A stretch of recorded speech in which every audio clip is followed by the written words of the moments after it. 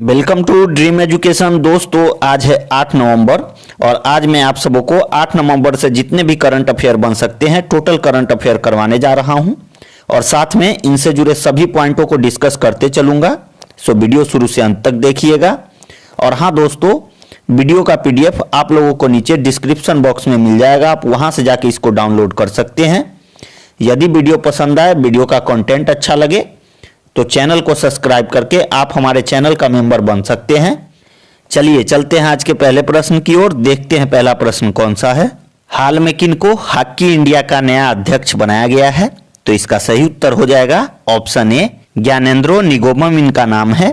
अब बात करते हैं इनसे जुड़े कुछ पॉइंट की। तो दोस्तों 2 वर्षों के लिए मणिपुर के ज्ञानेंद्रो को निर्विरोध हॉकी इंडिया का अध्यक्ष बनाया गया है। बात करें नेक्स्ट पॉइंट की, तो यह पूर्व अध्यक्ष मुश्ताक अहमद का जगह लेंगे। दोस्तों मुश्ताक अहमद को वर्तमान में हॉकी इंडिया का उपाध्यक्ष बनाया गया है, तो आप इनके बारे में ध्यान रखिएगा। बात करें नेक्स्ट पॉइंट की, तो हॉकी इंडिया की स्थापना 20 मई 2009 को हुई थी और इसका मुख्यालय नई दिल्ली में है। दोस्तों मणिपुर के मुख्यमंत्री का नाम एन बीरेन सिंह है और राज्यपाल नजमा हेपतुल्ला है। मणिपुर में लोकसभा सीटों की संख्या 2, राज्यसभा सीटों की संख्या 1 है, तो आप इन तमाम बातों को ध्यान रखिएगा। चलिए चलते हैं आज के अगले प्रश्न की ओर। देखते हैं अगला प्रश्न कौन सा है। हाल में किस राज्य में संयुक्त कोस्टल सुरक्षा अभ्यास सागर कवच का आरंभ हुआ है? तो इसका सही उत्तर हो जाएगा ऑप्शन बी, उड़ीसा। अब बात करते हैं इससे जुड़े कुछ पॉइंट की। तो दोस्तों उड़ीसा के पारादीपीय तट पर 2 दिनों तक चलने वाला संयुक्त तटीय सुरक्षा अभ्यास सागर कवच का आरंभ हुआ है। बात करें नेक्स्ट पॉइंट की, तो इस अभ्यास का उद्देश्य 26/11 जैसे मुंबई हमलों से निपटना है। दोस्तों इस अभ्यास को पश्चिम बंगाल और उड़ीसा सरकार के संयुक्त प्रयासों से प्रारंभ किया गया है। बात करें नेक्स्ट पॉइंट की, तो नौसेना प्रमुख का नाम एडमिरल करमबीर सिंह है। दोस्तों उड़ीसा के मुख्यमंत्री नवीन पटनायक हैं। राज्यपाल गणेशी लाल। उड़ीसा में लोकसभा सीटों की संख्या 21 है और राज्यसभा सीटों की संख्या 10 है, तो आप इन सभी बातों को ध्यान रखिएगा। और हाँ दोस्तों, यदि आपको वीडियो पसंद आए, वीडियो का कंटेंट अच्छा लगे तो वीडियो को एक लाइक करके चैनल को सब्सक्राइब कर लीजिएगा और साथ वाले बेल के आइकन को जरूर दबाइएगा ताकि नए से नए वीडियो का नोटिफिकेशन सबसे पहले आपके पास तक पहुंचे। चलिए चलते हैं नेक्स्ट क्वेश्चन की ओर। हाल में भारत की तीनों सेनाओं के विशेष बलों ने किस अभ्यास का आयोजन किया है? तो इसका सही उत्तर हो जाएगा ऑप्शन सी, बुल स्ट्राइक नामक अभ्यास का आयोजन भारत के तीनों सेनाओं ने मिलकर किया है।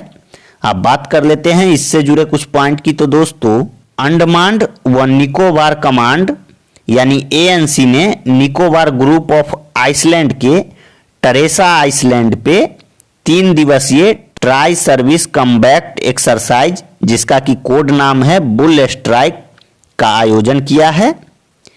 तो आप यहां से 2 बातों को विशेष ध्यान रखिएगा कि इसका आयोजन टरेसा आइसलैंड पे किया गया है और इस एक्सरसाइज का नाम ट्राई सर्विस कम्बैट एक्सरसाइज है जिसका कि कोड नाम हम लोग बुल स्ट्राइक बोलते हैं। बात करें नेक्स्ट पॉइंट की, इसमें भारतीय सेना के parachute brigade, marine commando force और नेवी के मार्कोस कमांडो और खोज और बचाव दल ने भाग लिया है। तो आप इन तीनों सेनाओं के ब्रिगेड का नाम याद रखिएगा। दोस्तों chief of defence staff general Bipin Rawat हैं और भारतीय सशस्त्र बलों के commander in chief Ramnath Kovind हैं।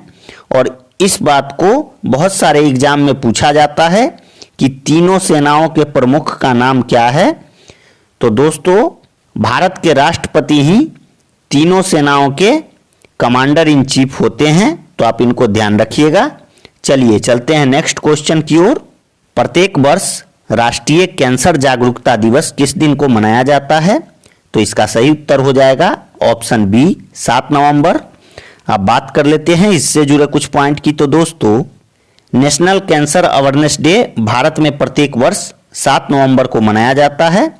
बात करें नेक्स्ट पॉइंट की, तो विश्व स्वास्थ्य संगठन के अनुसार 2018 में लगभग 18 मिलियन कैंसर के मामले विश्व स्तर पे थे, जिनमें से भारत में 1.5 मिलियन थे। दोस्तों, भारत में इस दिन को 2014 से स्वास्थ्य मंत्री डॉक्टर हर्षवर्धन द्वारा घोषणा के बाद मनाया जाता है।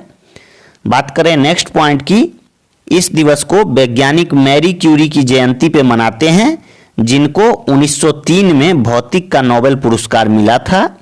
दोस्तों, विश्व कैंसर दिवस 4 फरवरी को प्रत्येक वर्ष मनाया जाता है, तो आप इसको ध्यान रखिएगा। चलिए चलते हैं नेक्स्ट क्वेश्चन की ओर। हाल में किसने 10 उपग्रहों के साथ PSLV C49 सैटेलाइट को लॉन्च किया है? तो इसका सही उत्तर हो जाएगा ऑप्शन ए, इसरो। अब बात करते हैं इससे जुड़े कुछ पॉइंट की। तो दोस्तों, भारतीय अंतरिक्ष अनुसंधान संगठन द्वारा पोलर सैटेलाइट व्हीकल यानी PSLV के 91वें मिशन को लॉन्च किया गया है। बात करें नेक्स्ट पॉइंट की, तो इसको आंध्र प्रदेश के श्रीहरिकोटा के सतीश धवन अंतरिक्ष केंद्र से लॉन्च किया गया है। दोस्तों, PSLV C49 एक पृथ्वी अवलोकन उपग्रह है जो कृषि, वानिकी और आपदा प्रबंधन में मदद करेगा। बात करें अगले पॉइंट की, तो इसरो के अध्यक्ष के सिवन हैं और इसका मुख्यालय बेंगलुरु कर्नाटक में है। तो आप इन तमाम बातों को ध्यान रखिएगा। और हाँ दोस्तों, जैसा कि आप सभी जानते हैं, प्रत्येक दिन मैं वीडियो के लास्ट में आप लोगों के लिए एक क्वेश्चन को रखता हूं। सो आज भी एक प्रश्न को रखा है, वीडियो शुरू से अंत तक देखिएगा। और यहां मैं अपने व्यूअर को एक बात बता देना चाहता हूं कि दोस्तों, करंट अफेयर के वीडियो आपको रोज देखने पड़ेंगे, तभी जाके आपको कोई भी एग्जाम में करंट अफेयर में थोड़ी भी दिक्कत नहीं होगी। यदि आप एक दिन 2 दिन छोड़ के वीडियो को देखते हैं तो करंट अफेयर आपके लिए बहुत ही मुश्किल साबित हो जाएगा। सो वीडियो प्रत्येक दिन देखें। चलिए चलते हैं नेक्स्ट क्वेश्चन की ओर। हाल में किनको इंटरनेशनल डेयरी फेडरेशन यानी IDF के बोर्ड में शामिल किया गया है? तो इसका सही उत्तर हो जाएगा ऑप्शन ए, दिलीप रथ इनका नाम है और इनको इंटरनेशनल डेयरी फेडरेशन में शामिल किया गया है। अब बात कर लेते हैं इनसे जुड़े कुछ पॉइंट की। तो दोस्तों, राष्ट्रीय डेयरी विकास बोर्ड के अध्यक्ष दिलीप रथ को इंटरनेशनल डेयरी निकाय यानी IDF के बोर्ड के लिए चुना गया है। बात करें नेक्स्ट पॉइंट की, तो दोस्तों, बहुत सारे एग्जाम में पूछा गया है कि भारत दुग्ध उत्पादन में पूरे विश्व में कौन सा स्थान रखता है? तो आप इसको याद रखिएगा, भारत का इसमें प्रथम स्थान है। बात करें नेक्स्ट पॉइंट की, तो इंटरनेशनल डेयरी फेडरेशन की स्थापना 1903 में हुई थी और इसके अध्यक्ष का नाम पियर क्रिस्टियानो ब्रेजाल। बात करें इंटरनेशनल फेडरेशन के मुख्यालय की, तो इसका मुख्यालय ब्रुसेल्स बेल्जियम देश में है। तो आप इन तमाम बातों को ध्यान रखिएगा। चलिए चलते हैं नेक्स्ट क्वेश्चन की ओर। हाल में भारत इटली द्विपक्षीय शिखर सम्मेलन 2020 को किस दिन को आयोजित किया गया है? तो इसका सही उत्तर हो जाएगा ऑप्शन बी, 6 नवंबर को। अब बात कर लेते हैं इससे जुड़े कुछ पॉइंट की। तो दोस्तों, इस सम्मेलन में भारत की ओर से प्रधानमंत्री नरेंद्र मोदी एवं इटली की ओर से इटली के प्रधानमंत्री ग्यूसेप कोंटे ने कोविड-19 महामारी पर चर्चा किया है। दोस्तों, इसके अलावा इस सम्मेलन में ऊर्जा, मत्स्य पालन, जहाज निर्माण जैसे 15 समझौतों ज्ञापन पर हस्ताक्षर हुआ है। बात करें नेक्स्ट पॉइंट की, तो इटली के राष्ट्रपति सर्जियो मटारेला हैं। इटली के प्रधानमंत्री का नाम ग्यूसेप कोंटे, राजधानी रोम और इटली की मुद्रा यूरो है। तो आप इन सभी बातों को ध्यान रखिएगा। और यदि अभी तक आपने हमारे चैनल को सब्सक्राइब नहीं किया है और आप चैनल पे पहली बार आए हैं, तो प्लीज चैनल को सब्सक्राइब करके बगल वाले बेल के आइकन को दबा लीजिए, ताकि डेली और वीकली करंट अफेयर का नोटिफिकेशन सबसे पहले आपके पास तक पहुंचे। चलिए चलते हैं नेक्स्ट क्वेश्चन की ओर। हाल में सेबी ने म्यूचुअल फंड की मौजूदा ओवरसीज इन्वेस्टमेंट लिमिट को $300 मिलियन से बढ़ाकर कितना कर दिया है? तो इसका सही उत्तर हो जाएगा ऑप्शन ए, $600 मिलियन। अब बात कर लेते हैं इससे जुड़े कुछ पॉइंट की। तो दोस्तों, security exchange board of India ने म्यूचुअल फंड की कंपनियों में विदेशी निवेश की वर्तमान सीमा को बढ़ाकर $600 मिलियन कर दिया है। अब बात करें अगले पॉइंट की, तो भारतीय प्रतिभूति और विनिमय बोर्ड की स्थापना 12 अप्रैल 1992 को हुई थी। दोस्तों, सेबी का मुख्यालय मुंबई महाराष्ट्र में है और इसके कार्यकारी निदेशक अजय त्यागी हैं। तो आप इन सभी बातों को ध्यान रखिएगा। चलिए चलते हैं नेक्स्ट क्वेश्चन की ओर। हाल में एयरपोर्ट प्राधिकरण ने सौर ऊर्जा संयंत्रों की स्थापना को किसके साथ समझौता किया है?